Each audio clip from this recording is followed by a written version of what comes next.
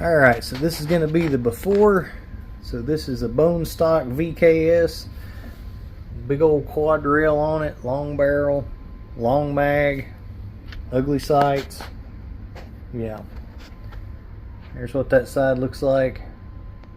And then there's what that side looks like. Alright.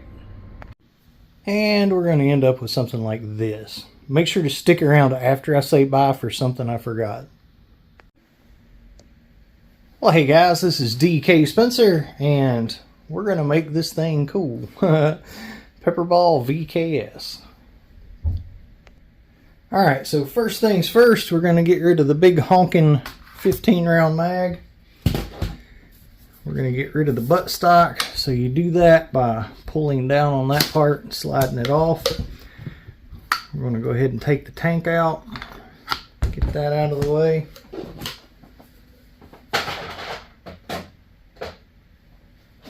Okay.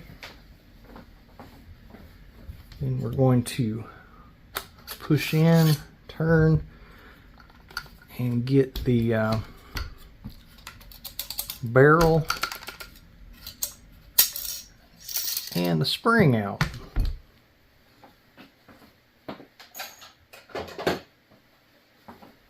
Alright.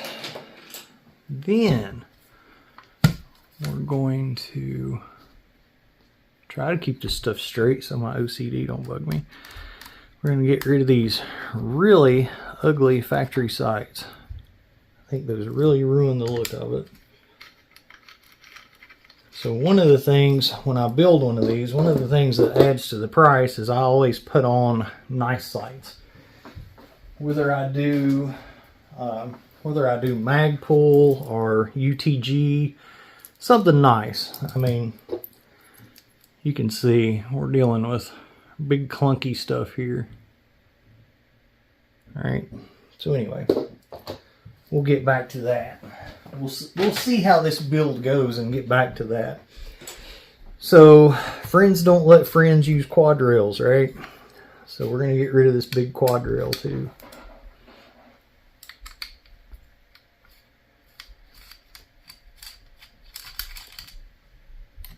So now this is an original VKS, so this has a drop-in handguard.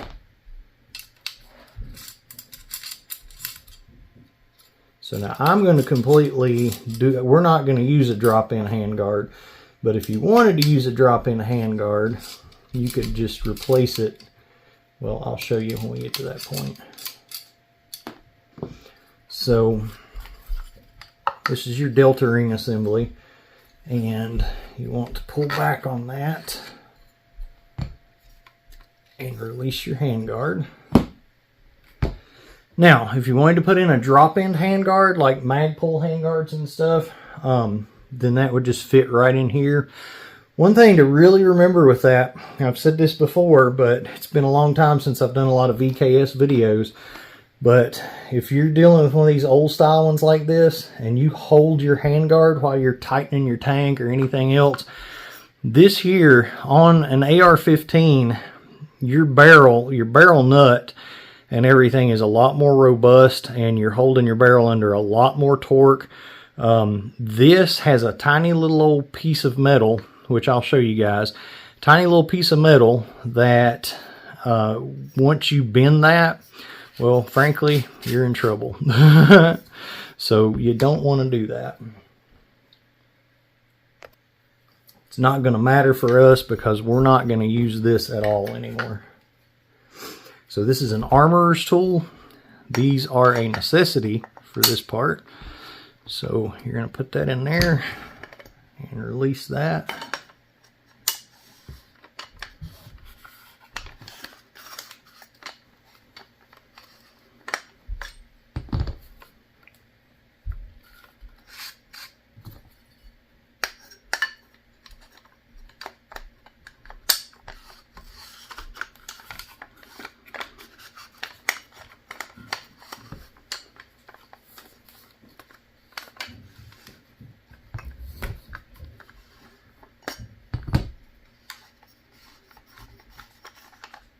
Alright, so where's our little tab?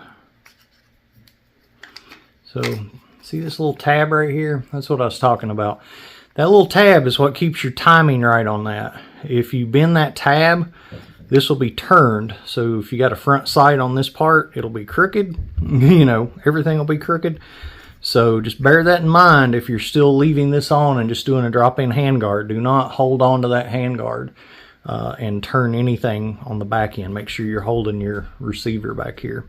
So anyway, we're not going to use this. If anybody needs any of these as broken one or whatever, I've got plenty. Holler at me. And same thing with these quad drills. I've got boxes of them, seriously. I've done a VKS or two in my day. So now we're going to take the castle nut off, also using your armorer's tool. Probably should have done that before I went with the taking the delta ring assembly off, because it gets this out of the way and it's a lot easier to turn it around. I was hitting myself in the gut. Ha. All right. I know this is kind of weird. I'm coming from the other end with this, but bear with me.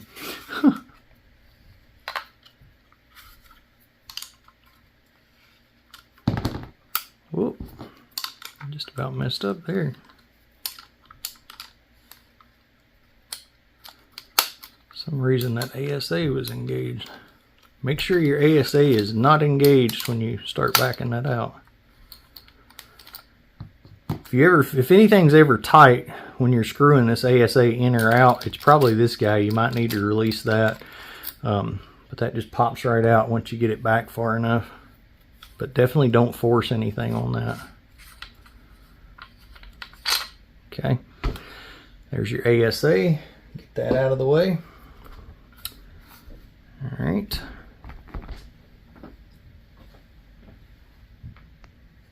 And just to show you guys, this is like an example of an aftermarket drop-in handguard. So it's two pieces like the quad drill. So that's a mag pull. I painted the insides on that one, but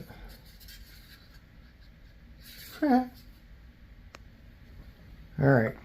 So now we are going to push our pins out. That's your takedown pins. Take both of those out.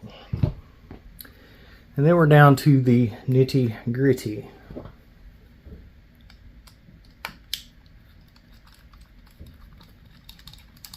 Here's your regulator. There's a little washer on the end of this. I typically just throw them away, but there we go. Little guy just pops off so that your trigger linkage from your regulator goes to your trigger. All right, so you have to pull your trigger back to get to this. Oops. So once you get both of those screws out, your regulator pops off. Then you can push your bolt and your chamber.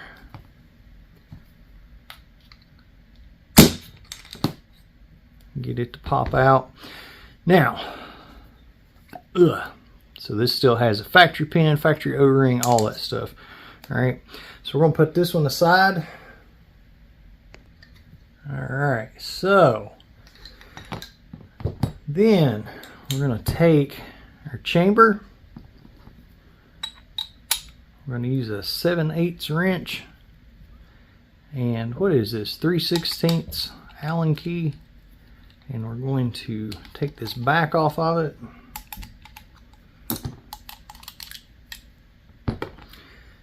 Alright. Alright, I'm going to take a dental pick. And I'm going to grab this factory O-ring. Whoops. So factory O-rings, just like with a FSC, they are just round and plain. So we're not going to use that. We're going to use one of these handy Wixon tools, which are just awesome. I'm going to take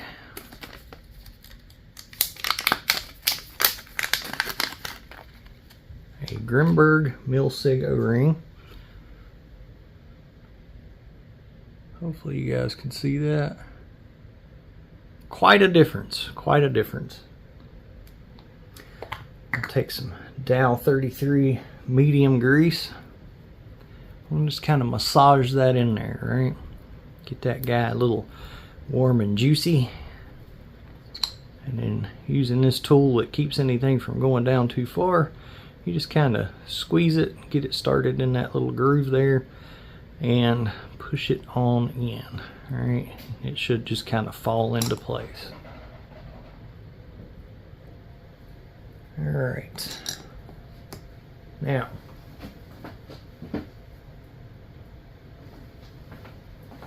you want to take you a bolt and make sure that that slides good. If that is, it should, you know, have some friction to it. It shouldn't just fall off of it. But if it's like hard to pull, then you don't have your O-ring seated properly. So definitely check that. And then once we do that, we're going to go ahead, whoops, come on, greasy fingers.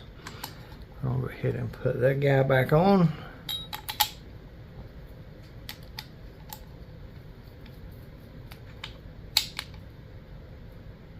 Okay, now I'm going to link the video of how to do this specifically because I've done a separate video just on this and for the sake of time. But what I've done is I've taken a screw, the links are in the video that I'm going to link. I've taken a button head screw. I call this the Kempter method, from Less Lethal for Dummies.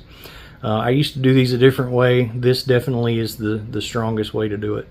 And then this is a Home Defense 24 pin, so this actually has an Allen key instead of just a flat head, you know. So, but I do replace, instead of using the screw that they've got, I do put a button head screw that's a higher grade.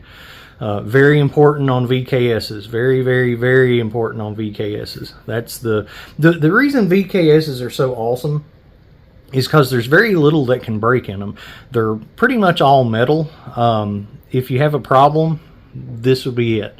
If you do this right, check it periodically, then they're awesome. But anyway, so I'll link that. So now we have our upgraded Grimberg Milsig O-ring. We've got our pin that's been secured with a much, much stronger bolt. I mean, much, much stronger screw. All right. And what I do is I just put it to the end where it just barely sits on there, right? And I'm gonna wash up and show you some more stuff. All right, so I'm gonna put this stuff out of the way a little bit here. We'll bring this guy back over. So if you notice, the safety selector is black, but your magazine release is all silver. So I don't like that. So typically what I'll either do is take this off, and Cerakote both of them, or do what I'm going to do on this one. And you'll see why I'm going to do what I'm going to do on this one. So that screw is a 5/32. Be really careful when you do this, because obviously that grip looks like junk, right? So another thing I always change is I put a Magpul grip on. Now they're only like 30 bucks, but still. When you take this off, be really careful, because you've got this screw right, or this spring right here, right? You do not want to lose that, okay? And then underneath that, there is a little detent. Usually it won't come out, but it can, so be careful. It goes right there. All right, so we're going to take this safety selector and we're going to polish it. All right, so we got that guy polished up, and then what we're going to do is, when we're putting this back together, we're going to go ahead and change the grip. So we're reinstalling that. Make sure you put it on the right side. Well, unless you want to switch it to the other side, you can do that if you're a lefty.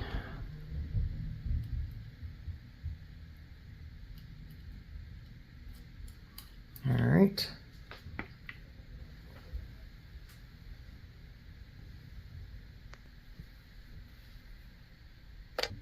Alright, so we're going to take a Magpul grip. Whoops. Oh, I lost my detent.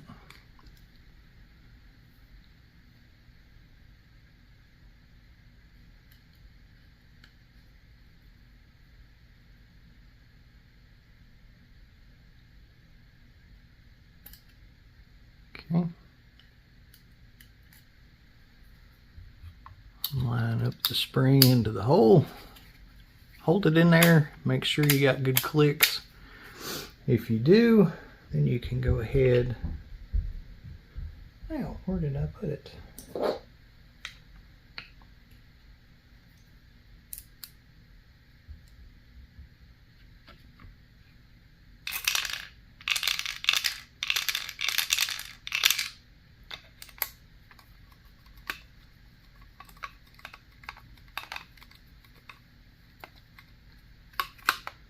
Alright, snug that guy down. Don't over tighten it.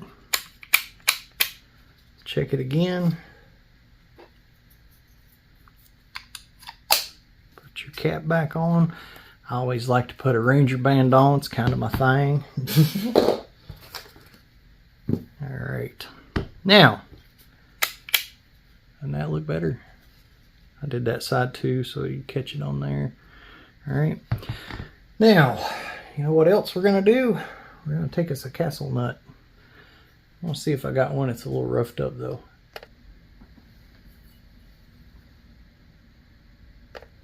Alright, same deal. We're going to polish that. And if you're wondering what I'm using to polish this stuff, a 3-inch, one of the little 2-headed grinders from Harbor Freight, one of the little El Cheapos. It's got like the buffer wheel on one side and the grinder wheel on the other.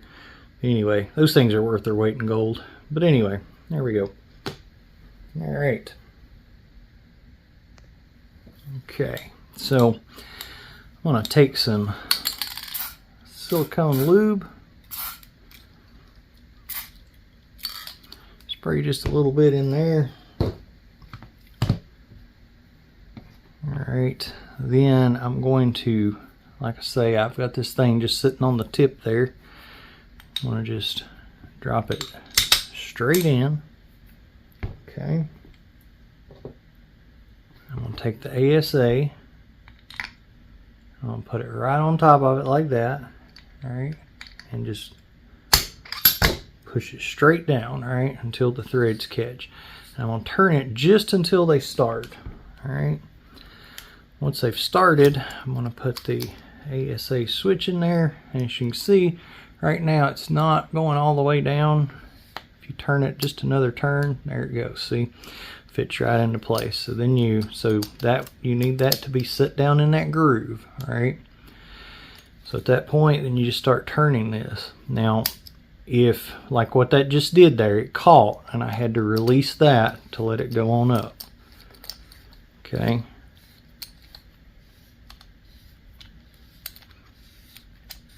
Alright, go by hand until it stops. Then I like to use an Allen key. Just put it in that groove. Make sure it's tight. Then you're going to pull your trigger back and look. Make sure your bolt is still advanced forward. If you do not have that bolt advanced forward, you're going to have problems. It doesn't cock.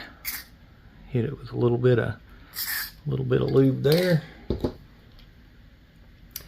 Then we're going to take our regulator, set it right down there.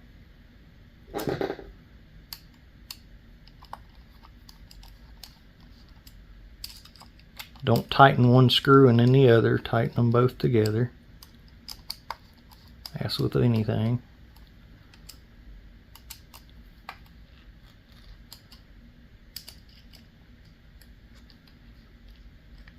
Make sure those are good and snug. Don't over tighten.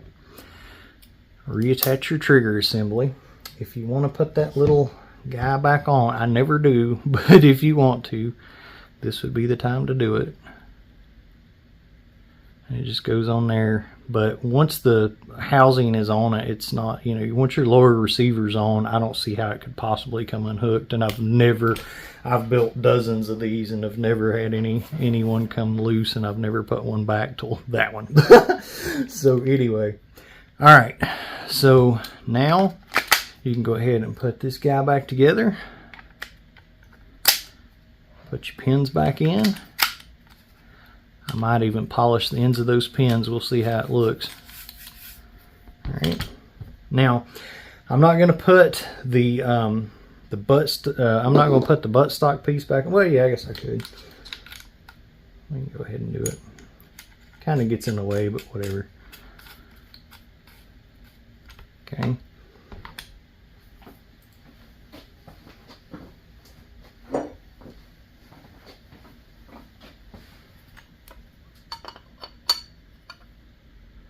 Never attach a tank to that unless you put that castle nut on, or then you're going to end up having to screw your ASA all the way out with the tank still attached to it. It's going to suck. So anyway, do that. All right. Now we need something on the front of it, huh? All right, so we are going to install a Mass Defense Neuro handguard. So this is a 4-inch, and these are really nice. These are actually made in North Carolina, right next door to me. I can actually see North Carolina from my house. So, with this handguard now, we got two options we can do. We can either use the barrel nut that came with it, which is this. There's the screws, or we can use the one from a VKS Pro. So these are longer, and they're going to fit the barrel a little better and prevent some wobble. However, with this really short handguard, you can see you're not going to see your barrel through that. You're going to see that instead. So we're going to try it with the Neuro handguard, or the Neuro barrel nut, which is this. And now I will, see it's got a lot of grease on that. We need to clean that off. Because once all this is said and done and everything is the way I want it, I will actually take this back off and put a little bit of Loctite or thread locker on there.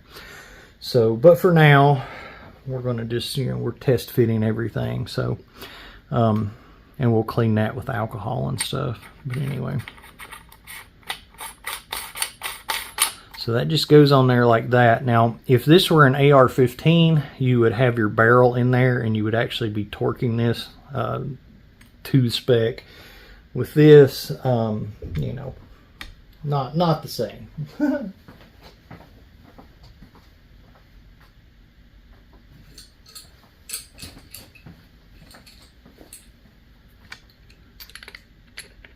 Well, of course it won't fit.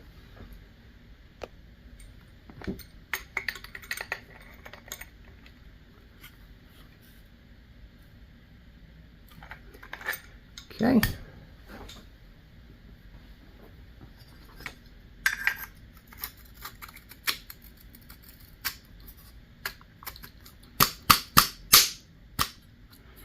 All right.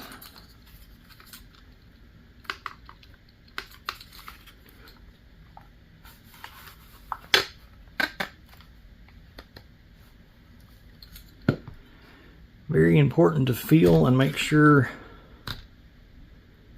that you get that perfectly lined up. There we go. So you shouldn't feel any gap on either side of that. All right.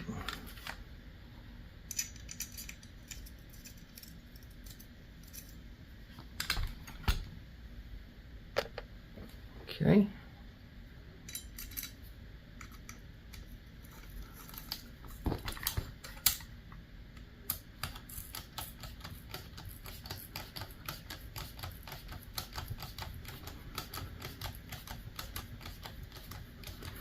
We're not going to get crazy with tightening these yet, because before this one goes out the door, it will be taken back apart, and Loctited and all that. All right.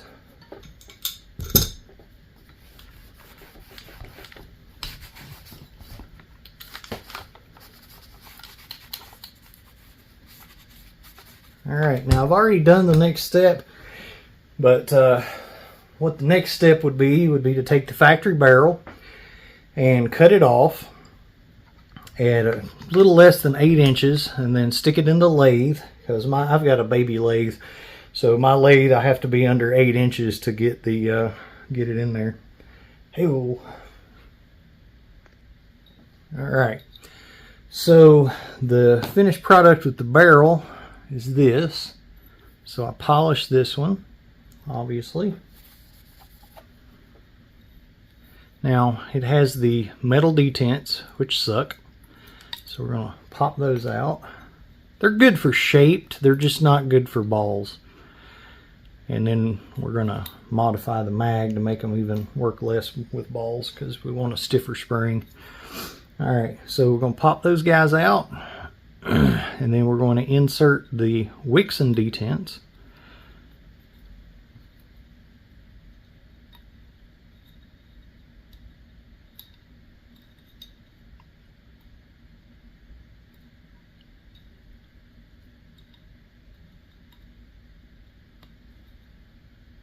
We're going to try to insert the wicks and detents. There we go.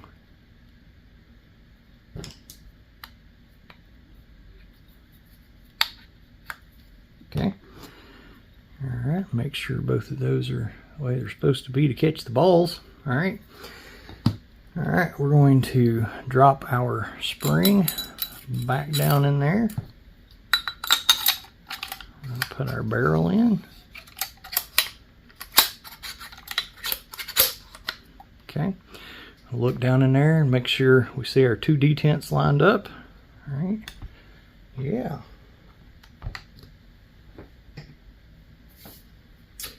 Then we'll find us a tank.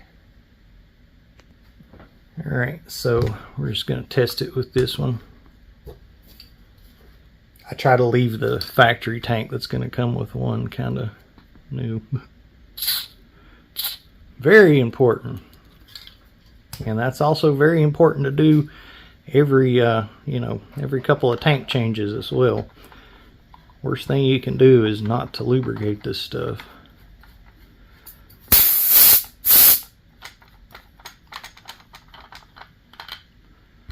Sounds like this baby's leaking.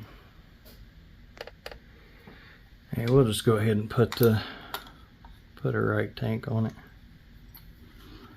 All right, so once that engages, go ahead and turn it at least a 1/4 of a turn. This one I had to turn about a 1/2 a turn to get the gauge out of the way. We'll just go ahead and make it official, why not?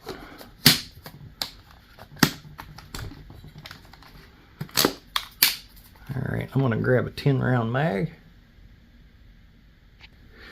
So a lot of people will ask about, like the pricing on these, and I think a lot of people don't really realize what all goes into them, but just to pick up the cheapest, and you can only find these in like one place right now that I know of.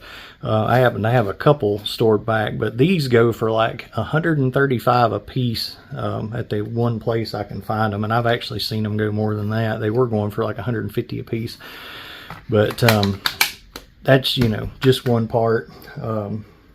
This is a factory barrel, so just the work involved in it's all really with that. But the power barrels, they're like $135 a piece. Handguard, not too expensive. That's not too expensive.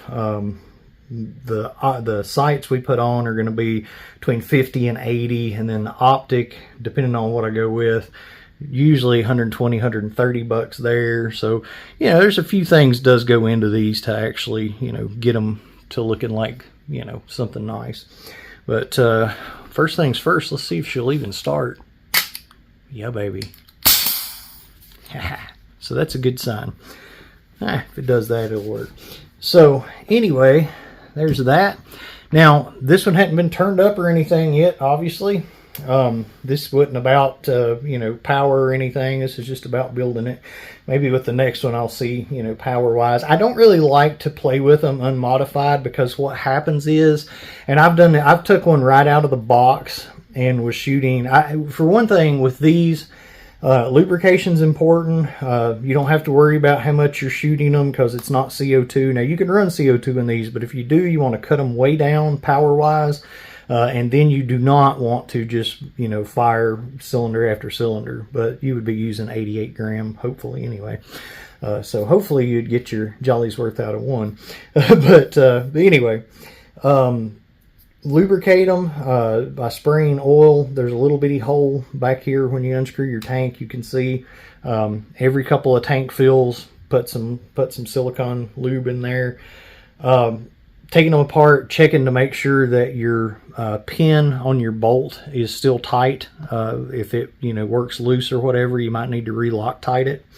Other than that, they work really, really well. But what I was saying, I've taken one straight out of the box. Actually, I got distracted. I do not suggest you use any light ammo in these. It's better to use like the 9.9 gram balls or something, heavier. I've shot one fresh out of the box, unmodified, nothing done to it whatsoever, with 3.7 gram balls, and actually broke a pin right off the gate. Like, first mag, broke a pin. The light balls do not give enough back pressure in these, and before the pin is secured, it just causes a lot of, I guess, vibration and stuff.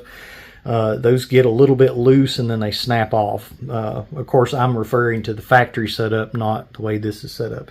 This, as long as you keep it tight, it's good to go. The other ones, they get a little loose. They don't even have to get loose. It's just a really dinky screw that they use, and they will break very easily. But anyway, so there is a full-size VKS to a Shortie. And again, a Shortie still has the full adjustable buttstock, full-size tank, whatever. So, yeah, there's that. Alright, so let's throw some sights on it. So these are UTG flip-up sights.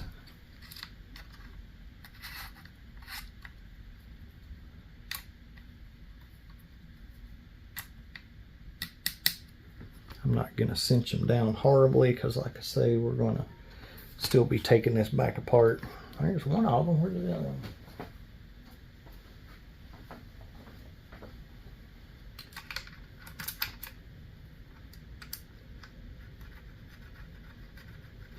Probably won't be taking the sights back off, but it might change my mind as to what I go with on it.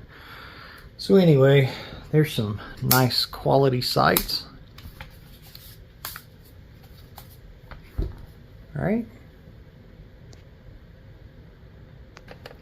Now, I will tell you a little trick that we should have done as we were going, but the best way to turn that regulator up is to do it while you've got it off of the launcher, because then you can just, spin around and around. You don't have to do this taking it in, taking it out crap. So anyway, but that's what we'll do. And we'll just turn this baby till it's all the way up. And then we'll experiment with, backing it back a little, see if it matters, but most of the time, all the way up. All right, so I went ahead and turned it all the way up so you guys didn't have to watch, and cleaned off the table. And let's go see what she'll do. I'm going to guess somewhere 48 to 50 with this tank. Now, what I'll probably do is shim this tank just a little bit, just to give it a little. That's what's good about these tanks, or like what I was talking about with the Grimberg tanks with the Ninja regulators. You can actually fine tune them. So I'll probably shim this just a little bit just to get it to 50 if it's not 50. Like I say, usually I'd say with this length barrel, we should be close to 50 just like it is. But if it's not quite, I'll shim it and get it to 50. Then, I mean, I don't recommend it, but you can put an 1100 PSI tank on it and get quite a bit more power out of it. Of course, I think that 50 is enough, and something with, mags like this and plenty of air and, whatever, but to each their own. I would rather have the reliability and keep it at a modest number, but let's test it. All right, so we got some 9.9 gram balls.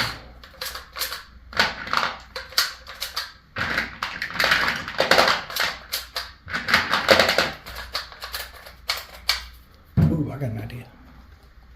Okay.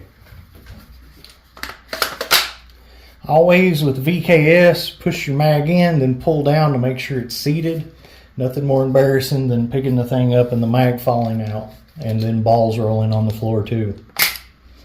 All right, 9.9 gram riot balls.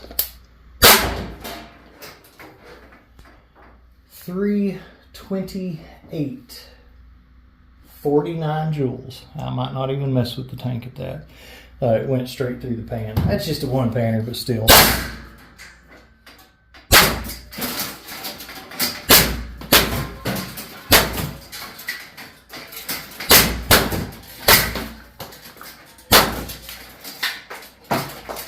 Nope. And try not to dry fire them. I should have been counting that. Dry firing them's not good. That's also a good way to get your pin loose, kind of like shooting, you know, light ammo. But hey, I got excited. I haven't done this in a while.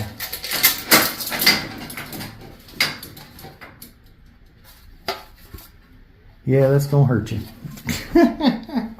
Alright guys, this is DK Spencer. Y'all, thanks for watching.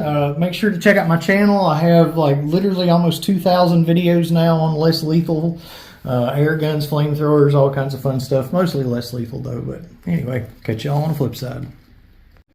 Now, one other thing I will do to this before it sells is I will take out the original spring and change that with a FSC red spring to give it more tension, and I will also change the follower out in the magazine to a Wixon follower, and that's just setting it up for shaped ammo. So now here's the something I forgot. So because we used Wixon detents instead of the metal detents, we need to do one other thing. And I should have done this before I shot it.